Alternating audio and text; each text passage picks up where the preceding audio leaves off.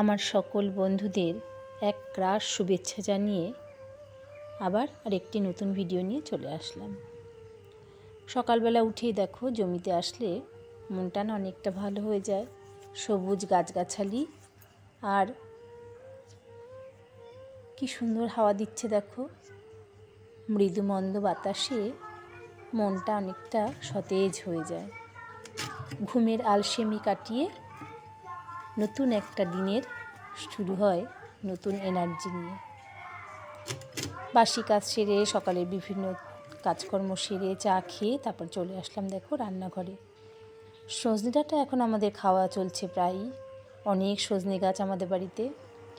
তো সেই কচি থাকতে যখন ঘাড় বেঁকিয়ে পড়তো তখন থেকে এখন প্রায় একটু মোটা মোটা হয়েছে, কিন্তু বীজটা এখনও শক্ত হয়নি।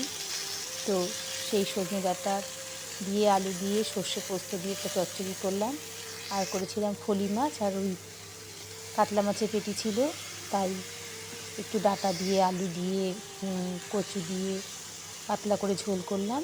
আর কিছু ডাঁটা শাক তোলা হয়েছিল, সেই ডাঁটা শাকটা করলাম পেঁয়াজ দিয়ে। এই হচ্ছে আজকের দুপুরের আমাদের মেনু। তো ছেলে খেতে বসে গেছে, প্রায় 2টো বাজে, আমার এখনও চান হয়নি। তো সজনে ডাঁটা তো চিবিয়ে খেতে ভীষণই ভালো লাগে, ভীষণ প্রিয় আমাদের, কিন্তু ছেলে খায় না, আমি আর বড়মশাই খাই এবং অনেকটা পরিমাণে খাই। যতটা রান্না করি আমরা দুজনই খাই। ও আলু আর ঝোলটা দিয়েছি দেখো, সেটা দিয়ে খাবে। তো আমার ভিডিওগুলো কেমন লাগছে অবশ্যই কিন্তু কমেন্ট করে জানিও। পাশে